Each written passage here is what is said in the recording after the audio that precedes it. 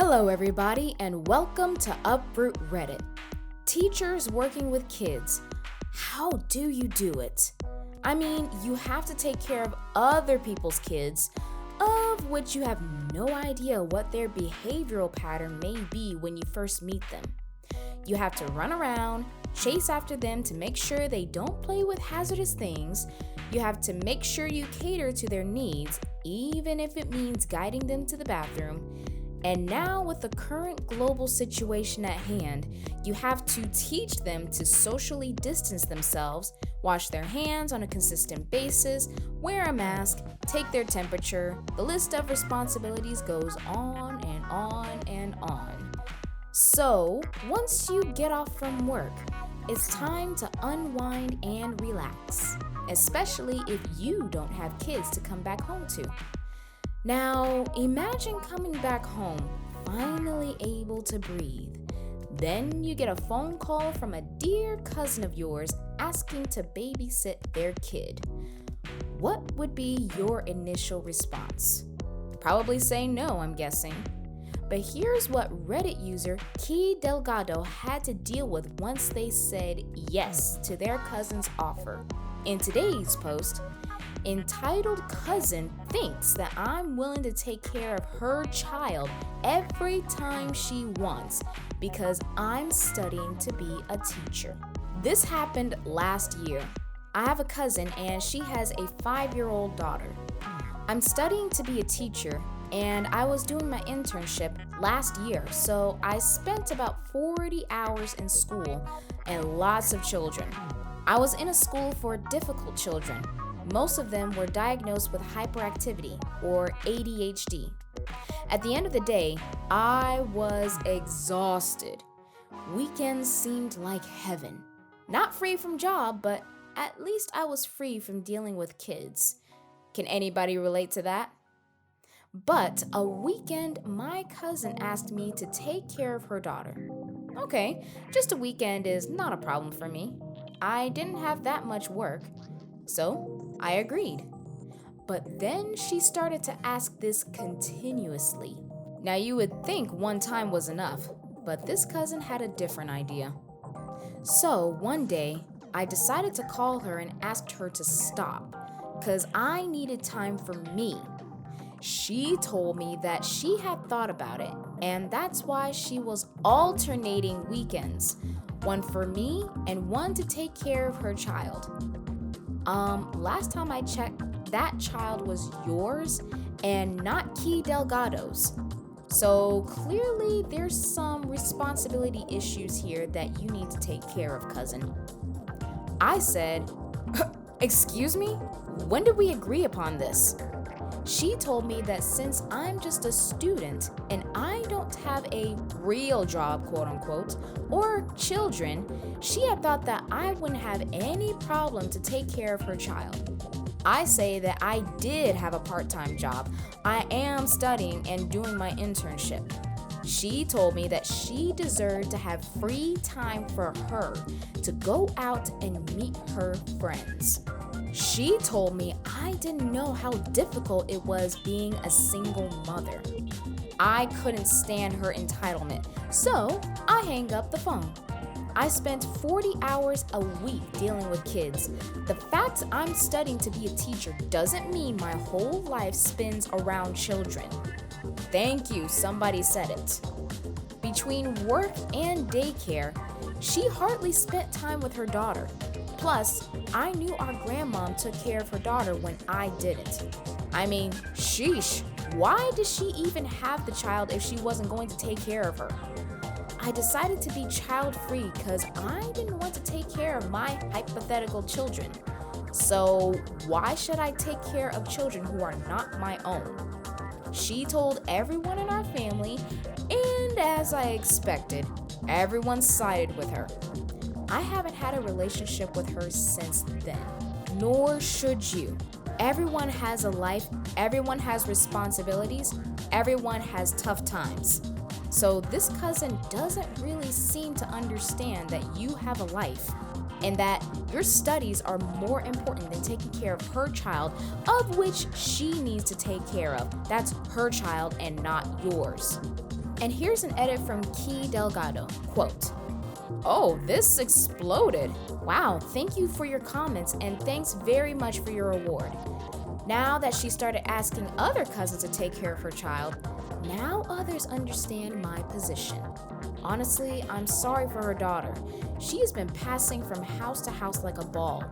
Parenthood should be taken seriously." Agreed.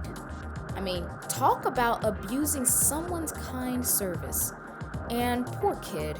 Honestly, if the mom wanted to party hard, the least she could do is have a tea party with her daughter. Yes, it may be frustrating dealing with kids as a single parent, that much is true. But to project one's responsibilities on someone else because you want to hang out with your friends, that not only shows irresponsibility on her end as a parent, but it also causes her relationship with her daughter to be stunted. Not only that, but did it even cross her mind that her family members also have responsibilities of their own, or that they have lives of their own? Key Delgado is studying. They need that time to study, and they need that time to relax. Not a time to be taking care of someone else's kid. They already do that with their job. We all have issues to deal with. We don't need family members who can't be responsible with their livelihoods to project all that pressure on others. Sheesh, dealing with family on a relational and personal level is super tough to handle. But on a legal level, that adds on even more stress than necessary, right?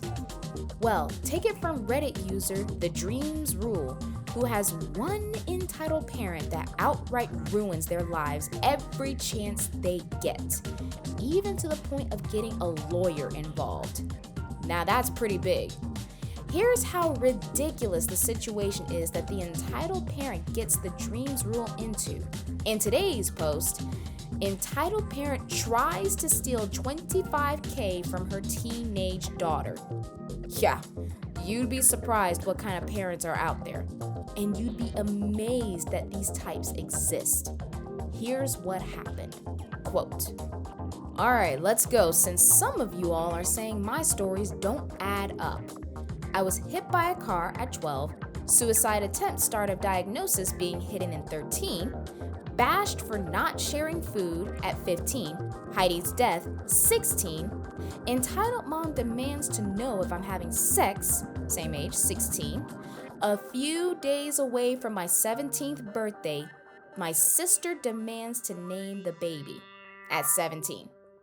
You all, final entitled parent story about my mother. You all, let's go. Yes, my mom was a crazy person. And no, Child Protective Services didn't do anything. When the agency that's supposed to help kids get from abusive homes and they don't do anything, that says a lot. But here are the cast of characters. Quote, entitled mom is, well, entitled mom. And the lawyer is lawyer, then me equals, well, the Dreams Rule. So, for some background info, when I was 12 years old, I was hit by a drunk driver while crossing the streets. I managed to survive with a few stitches and completely busted legs. Entitled mom refuses to take me to get physical therapy because she didn't think I needed it. Excuse me, but was she the one that got hit by the drunk driver? Absolutely not. Anyways, so the case went on and I was awarded $25,000 that was supposed to be with the bank getting interest. Well, at 16 years old, I moved out, and after getting treatment for some of my trauma disorders, we finally made the big step and called the lawyer. No flipping kidding. So, the lawyer told us that a few months before, my mom contacted her asking to have the money put with her bank. Now, that seemed fishy, so the lawyer asked for my email address to contact me to make sure this is what I wanted. Well, surprise, surprise, I didn't know about it. The lawyer essentially gave my mom a big screw you. After the lawyer told us this story, she said, In all my years, I have never had a parent try to steal a kid's money from getting hurt. Well, leave it up to my mother to be one of a kind in the worst way possible. Sheesh, how low does one parent have to go to outright steal their kid's money? And to make matters worse, their own daughter has been going through too much and they are totally glazing over their situation, both physical and mental and emotional. My goodness, if there are two things we can learn from both of these stories, it's that 1, don't burden the family in taking care of your own kid, no matter how much you want to live the college partying life. And 2, be involved in your kid's life to know and understand what they are going through, while also giving them ample space to grow as an individual. Sure, parenting is tough, but so is life. It's how we handle our own responsibilities that really matter. Well, that's all the time we have for today. We'll be back for more insane parents posts right here on Uproot Reddit, and we'll see you all next time.